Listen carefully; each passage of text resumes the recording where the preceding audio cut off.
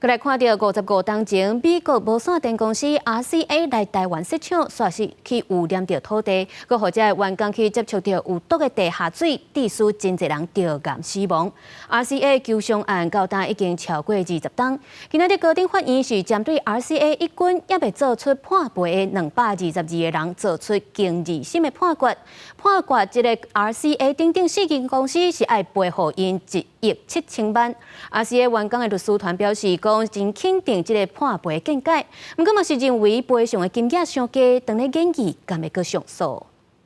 RCA 工人，RCA 工人。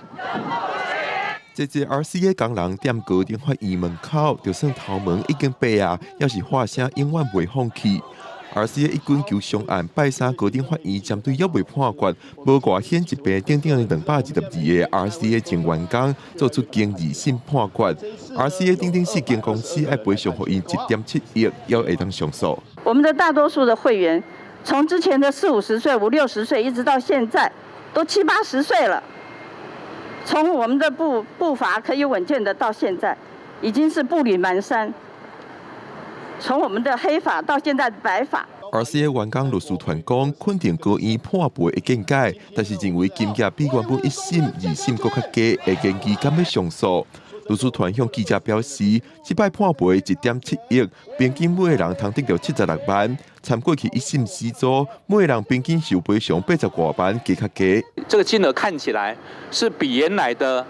1审或2审，原来的2审可能还低。那么严重的污染都没有告诉劳工这个是什么的有机溶剂，也没有讲这里是有毒，然后一切的防护措施都没有做，然后又事后偷产，又事后的掩埋，然后不提出这些相关资料，这帮恶质的公司，而且它又很赚钱的公司，我们赔偿金额这么低，合理吗？RCA 公司55年前来台湾设厂，说互员工接触有毒的地下水，侪员工着癌，甚至是死亡。RCA 工商求偿案官司到今已经拍20几年，其中 RCA 一军最高法院2018年判其中262个人，通得到赔偿超过7亿，24个人得到赔偿5000几万，剩的222个人即摆判赔1.7亿，律师团队的建议敢要上诉。另外，也有 RCA 治军的案件等咧高等法院经1审。记者郭文林台北报道。